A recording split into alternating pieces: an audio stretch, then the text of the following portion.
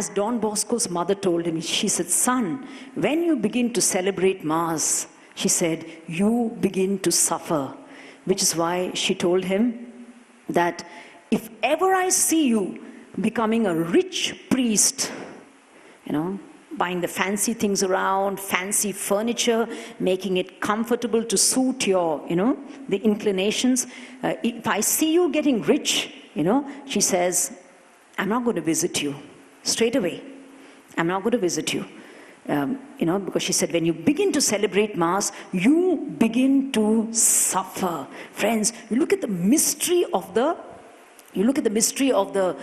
Eucharist in our lives. So you and me are invited to become this Eucharist. And there was an American priest who, before he could become a priest, he happened to work in China. And he just wanted to know the pulse of what's happening, how are they worshipping. And that really touched him. And that's when he decided to become a priest. So he went to the United States and he became a priest. And after he became a priest, he decided to go back to China for a short time. And he said he was staying in this house with another 20 people. And he says one night, he could hear people walking around the house. So at 2 a.m. in the morning, so he was wondering, what is this? So he got up and he could see the people in the house were also going out. So he's asking somebody, where are you going? They're not telling him anything. And they're just going. And finally one lady told him, he's asking everybody, where are you going? Where are you going? Because nobody's speaking anything. They're just going. So one lady said, we're going to the wall. He was even more confused. Which wall is this? If it was Jerusalem, it was Wailing Wall. But what kind of wall is this? So he also joined. And all these people are walking. And very soon, they're walking. And he saw nearly, there are women, there are children walking, all silently walking in the dead of night. And as they're going, he noticed there were around 120 people finally. And they're entering a forest and they're walking towards the forest.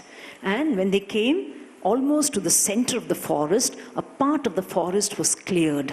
And immediately some men started climbing on trees, around, like in a circle, as if keeping watch. They were climbing on the trees. Nobody told anyone anything. They just did what they were supposed to do. They climbed on the trees, and all the others, they came and knelt down. Okay?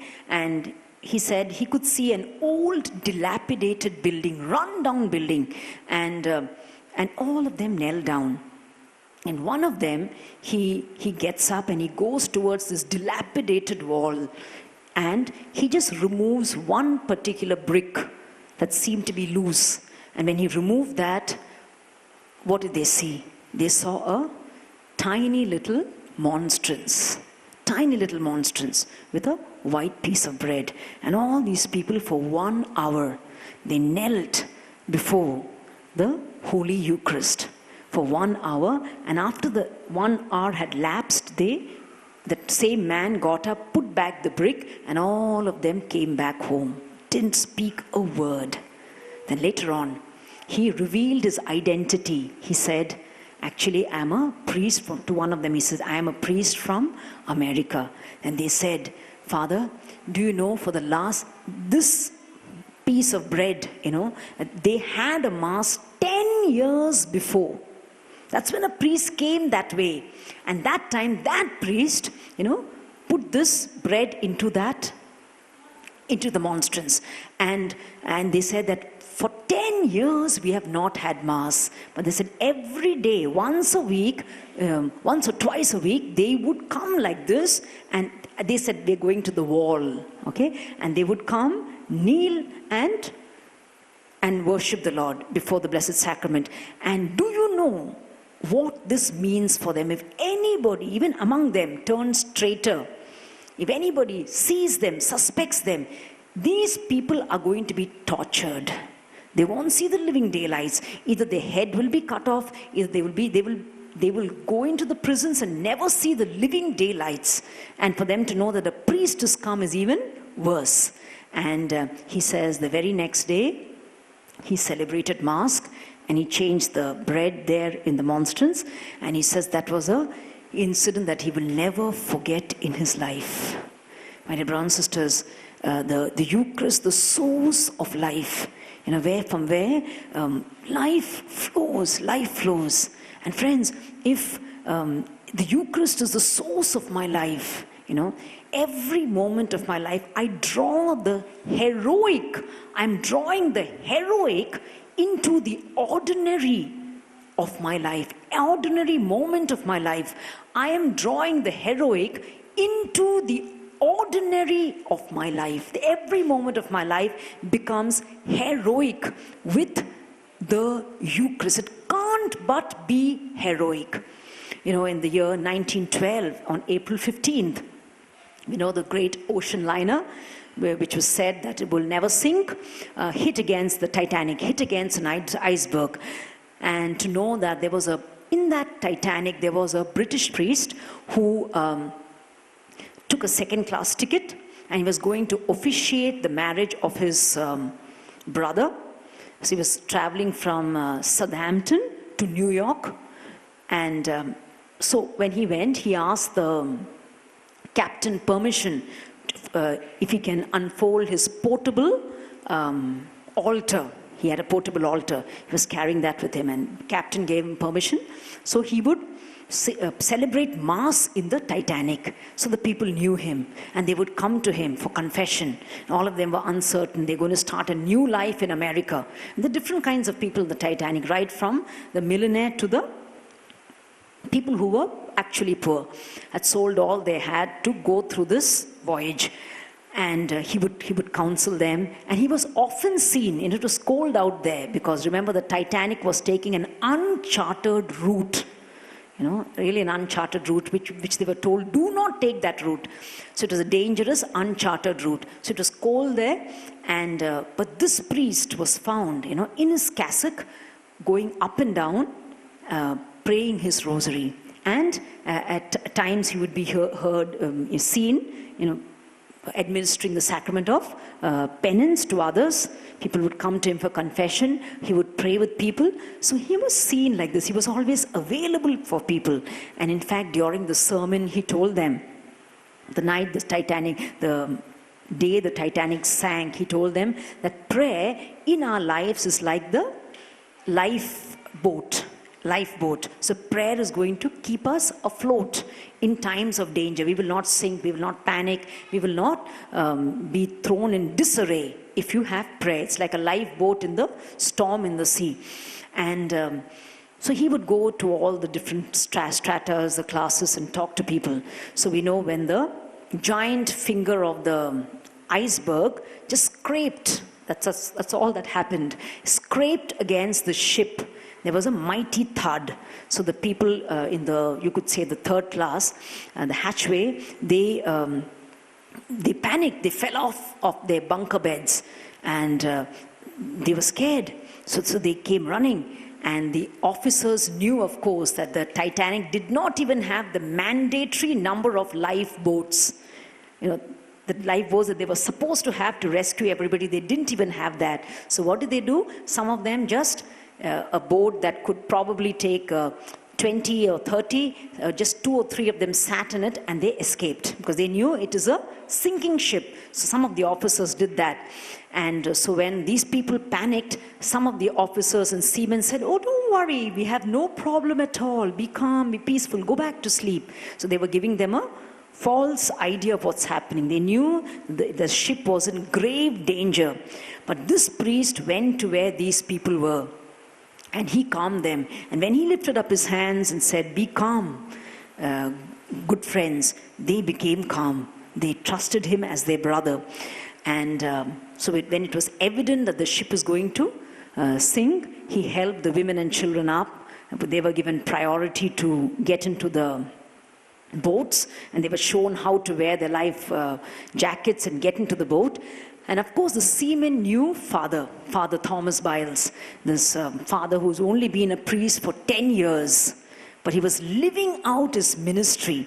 And, he was His source was the Eucharist. His comfort was the Eucharist. And he grasped the spirit of the Eucharist, that he had to give himself up moment by moment, give his time to others, give his smile to others, give his understanding to others.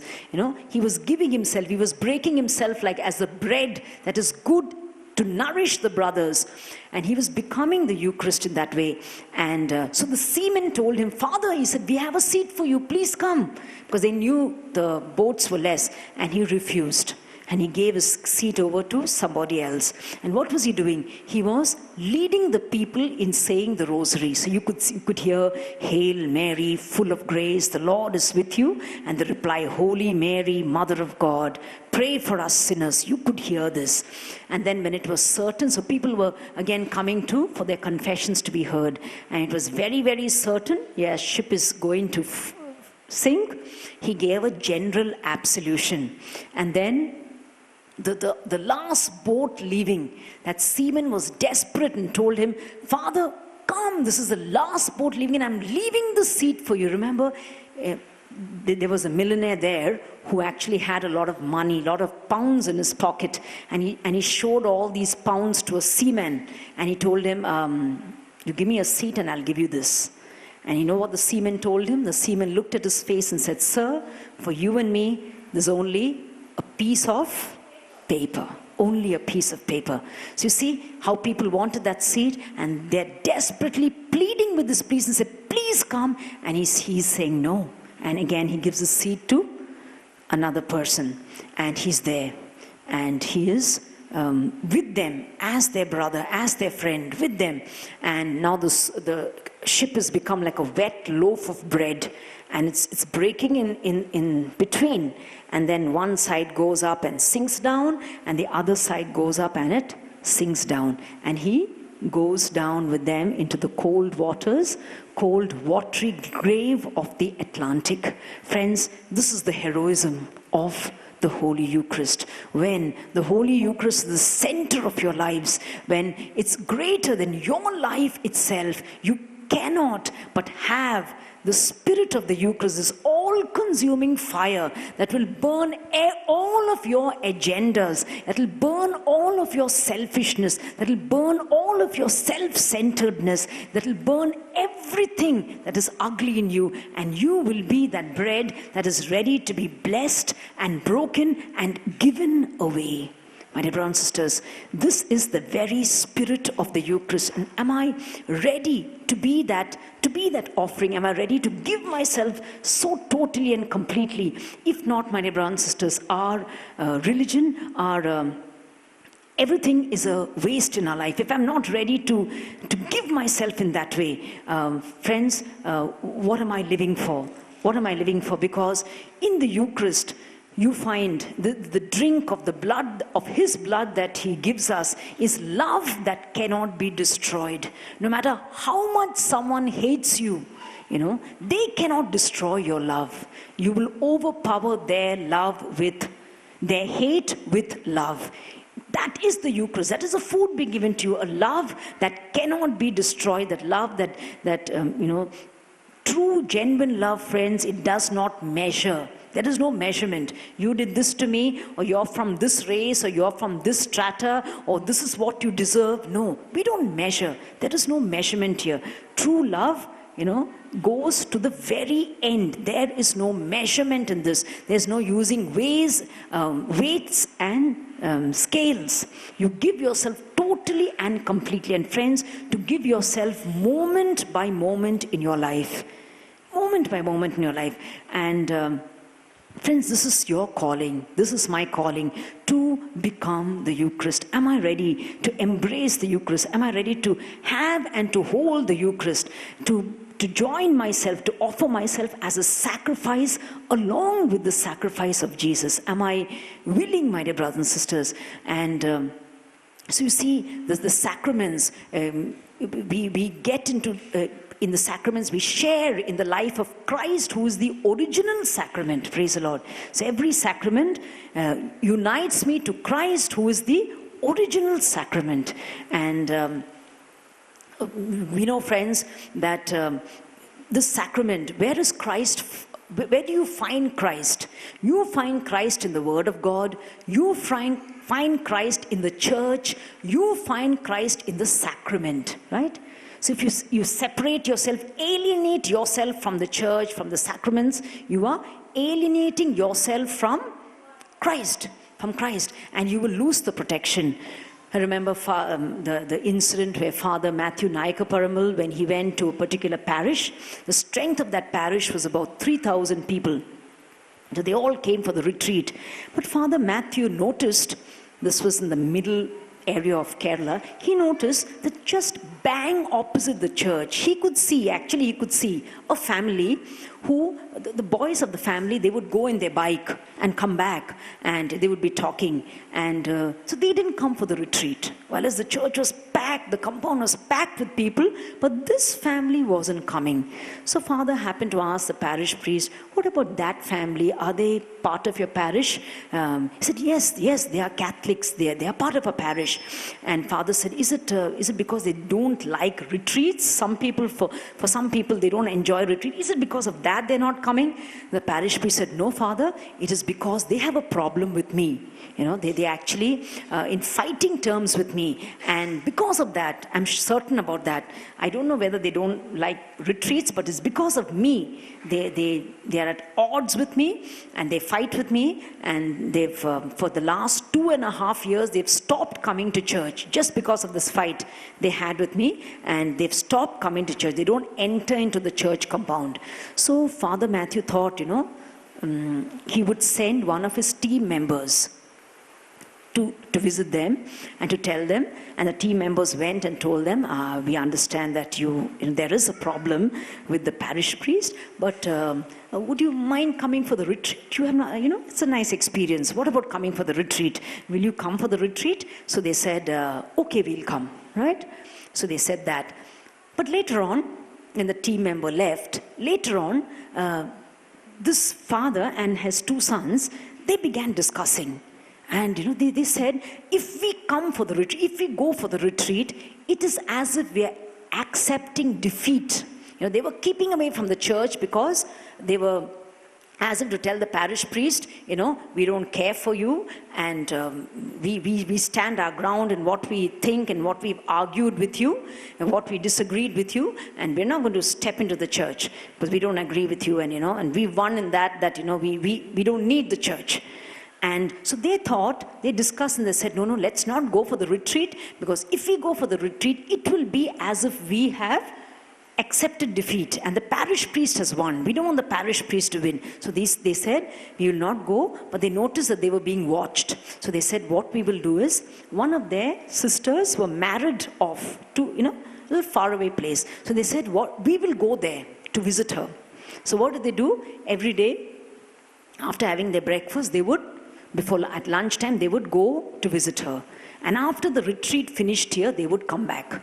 So they were doing that. So Father and his team, they were waiting for this family. After all, they went and visited them. So the 2nd day, they didn't come. The 3rd day, they didn't come. Again, they went to that sister's house. 4th day also, they again went to that sister's house, came back after the retreat. 5th day also, they went to that sister's house and came back after the retreat. And the retreat was over. And time went on. Father Matthew had gone for a retreat abroad. About 4 years had lapsed. And he had come back from a retreat which he had abroad. And he happened to see the newspaper. And a news item just caught his eyes.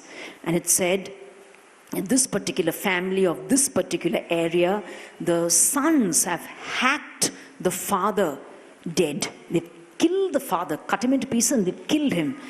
And so Father was just putting 2 and 2 together and saying, now these people, and the names show that they were from a Catholic family, it showed that they were Christian, and they are from this region. So immediately Father Matthew phoned up the parish priest and said, I just read this item in the newspaper. By any chance, is this family part of your parish? And the parish priest said, Father, what do I tell you? They are part of the parish, and it's the same family that your team members went to inform. Your team members went to tell them to come for the session, and they did not come for the session. So what happened, my dear brothers and sisters? You see, the devil had a plan for this family, a master plan for this family. The father and the two sons, they would drink together. That was a habit, drinking together. They never went to church. No sacraments, no coming together in worship, no presence of the Lord in their lives, and no prayer. And they started drinking. And often when they would drink, they would fight with one another. And they would hit each other. So this was the usual practice. So for one of the times when they started fighting and they started hitting each other, the sons really got angry with the father. For some account, they were stubborn and they were really resentful towards the father. And in the squabble, in the fight, it so happened that the father died because of the blows that they administered to him. The way they attacked him, he died with their own hands. You see, the devil had his master plan, but God saw that master plan, and so right at their doorsteps, there was this anointed priest of the times, Father Matthew Naik Paramal, through whom God has worked. Science was working, signs, miracles and wonders. And right in front of their courtyard is where this retreat was going on. And that was an open invitation for them. Anyone could come. And when they didn't come, Father sent his own team members to invite them. And yet so what did they do? They, pushed it out as something that's really not necessary. Like the son-in-laws of Lot. You read that when Lot, the angel told Lot, flee from this valley, run to the hills, because God is going to destroy this valley. He told his to-be son-in-laws, but the Bible records their reaction, and the Bible said the son-in-laws thought that he was jesting, thought that he was joking. So you see, some of them treat the word of God as a joke.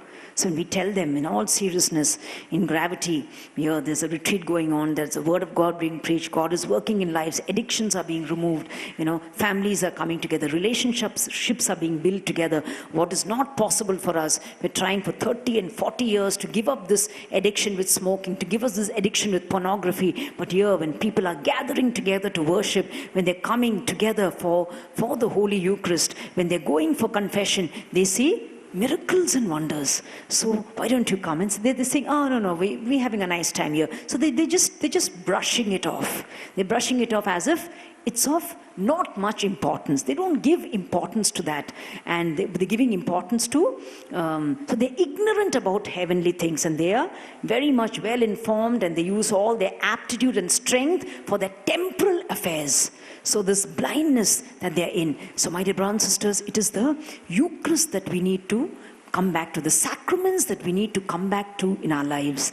I remember in another place where a retreat was being organized, one family insisted that the team stay in their house because they were experiencing disturbance in that house. So the parish priest said, okay, the team stayed there in their house, and the team was praying, constantly praying, and in the light of their prayers, it was revealed to them. One of the team members got the message of 2 a.m. God was giving them this time, 2 a.m. The Holy Spirit was showing them 2 a.m. in the clock, and showing them the kitchen door. And the kitchen door is in the back of the house, the kitchen door, and the clock showing 2 a.m.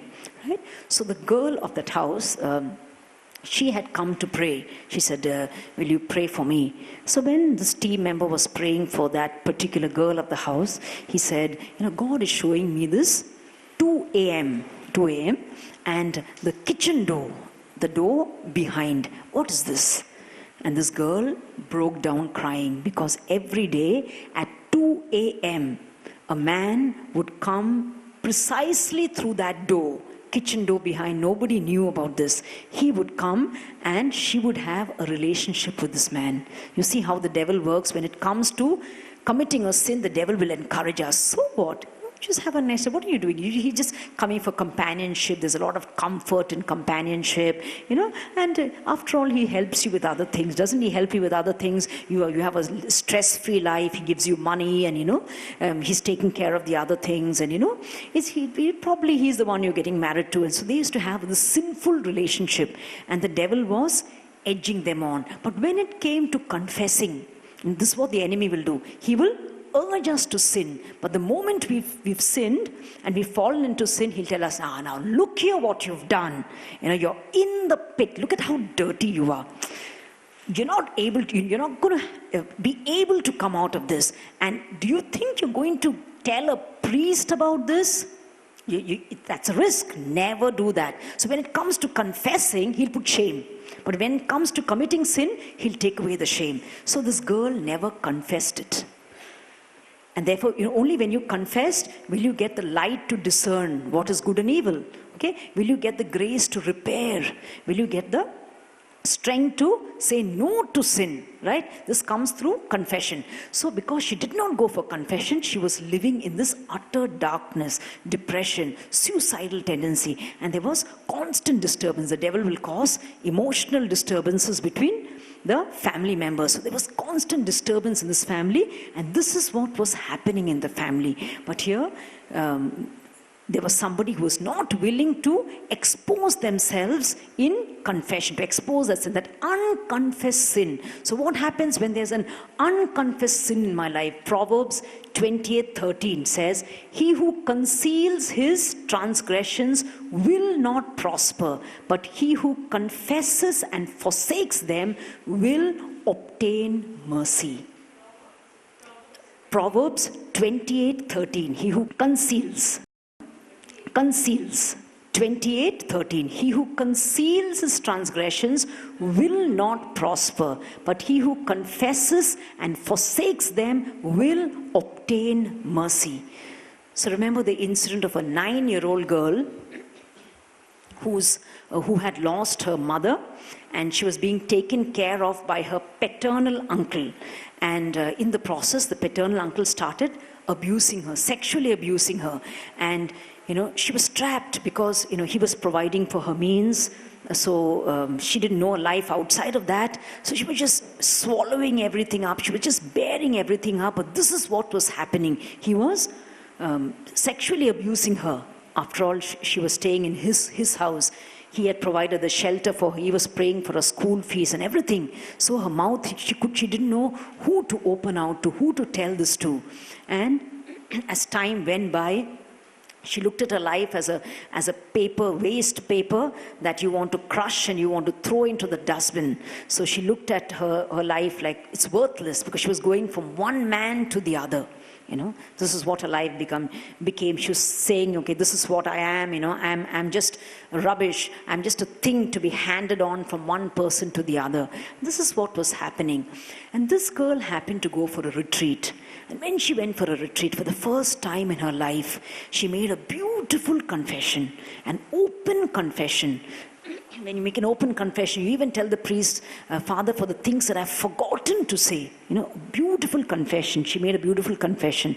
And she says that when she went back home, this girl said that day in the night she saw a dream. In the retreat center itself, she saw a dream when she was sleeping in the night. And in the dream, Jesus came to her and smiled. And Jesus said, she had this suicidal tendency. This girl had this suicidal tendency, and she had this evil addiction where she was going from one man to the other man. She was like hooking one man, and then she'll desert him and be used by him, and then she'll hook on to another one. She was destroying families actually. And Jesus came to her, and she couldn't help it. This is what she was doing. And Jesus came to her, smiled in the dream, and told her, "I free you." And from that day onwards, she was freed of all that guilt and pain and anger, the rebellion within her for years that had encrusted her heart. Her heart had become like stone. She didn't care what she did for anyone, what anybody thought of her. But at that moment, after the confession, in that dream, Jesus came and said, "I free you," and she was totally and completely free. So, my dear brothers and sisters, let us embrace the sacraments, because when we embrace the sacrament, we embrace Christ himself, the life of Christ, who is the original sacrament. God bless you.